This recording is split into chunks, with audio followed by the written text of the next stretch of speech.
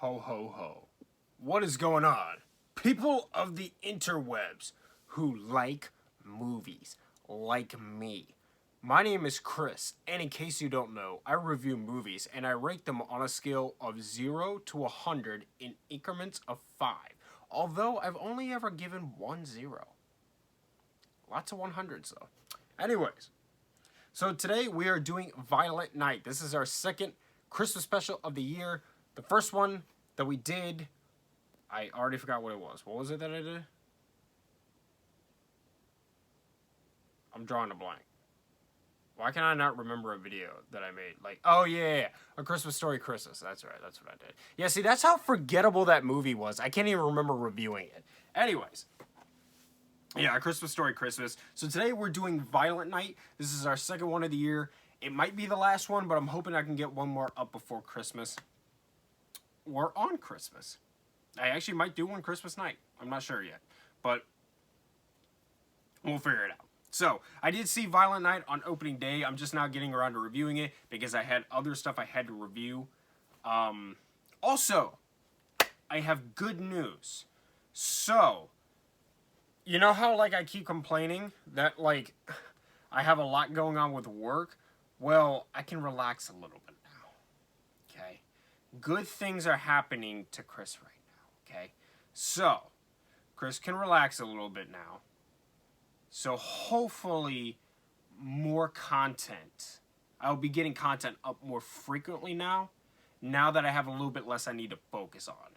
So, hopefully this means more regular uploads, but we'll wait and see. So, let's jump into it. Violent Night stars David Harbour, John Leguizamo, and Leah Brady, and is directed by Tommy Wirkola. And in this movie, Santa Claus is sort of losing his way. He's looking at this and he's like, why am I still doing this? Kids today are brats and everything sucks and I should probably just stop. So he goes into this house, this rich people's house, where this family of just a bunch of scumbags, right? But their cute little daughter, right? And all these bad guys come in, and they're super rich, right? Or the family's rich, and they're like, we want the money you got in the safe downstairs. And they're like, oh no, we're gonna die. But Santa Claus is there, and he can't get out. So he's trapped there. And now we have Die Hard in a mansion, because Santa's awesome. Look. Every review you watch of this movie is going to compare this movie to Die Hard. Because it is for beat exactly like Die Hard. You have a man trapped in a building with a bunch of bad guys who want money from a vault. He talks to a person, this time it's a little person, through a walkie-talkie that he bonds with throughout the film. And the first thing they do when they meet each other is hug.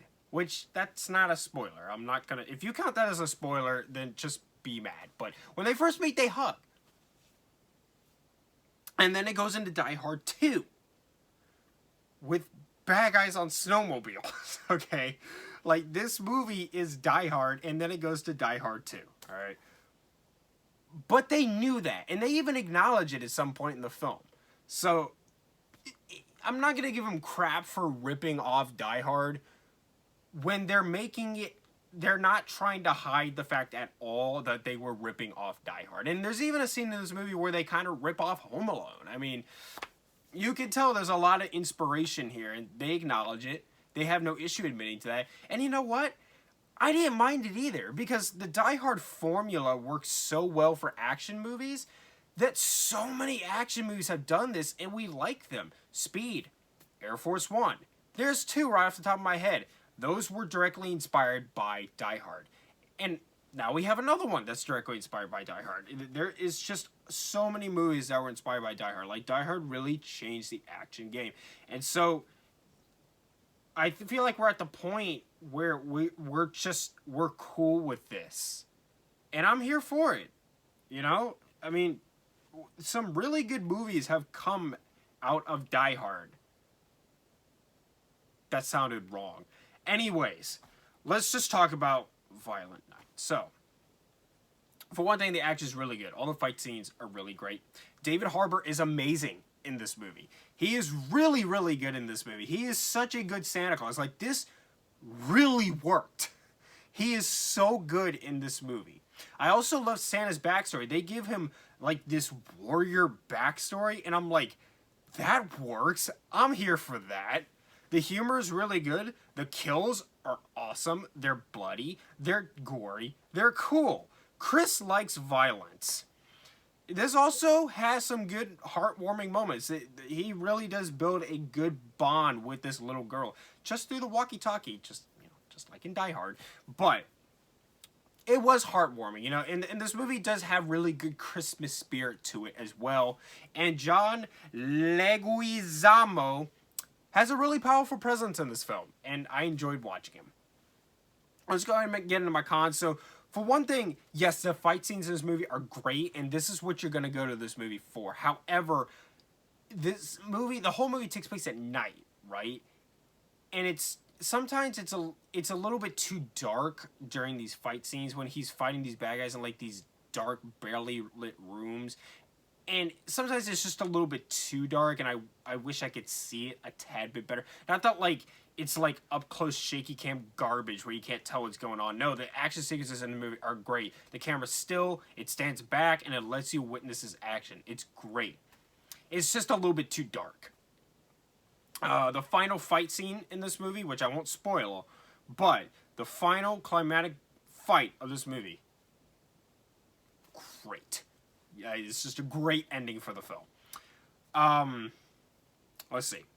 The movie is a little bit forgettable. A little bit. This isn't one that we're going to be talking about for generations to come, but it is an enjoyable watch, and I wouldn't mind revisiting this one next Christmas. I really wouldn't. Like, it's not a Christmas Story Christmas forgettable, but, it's a little disposable. It's not Die Hard by any means, but it's fun, but you can kind of forget about this one. It's not the most memorable film.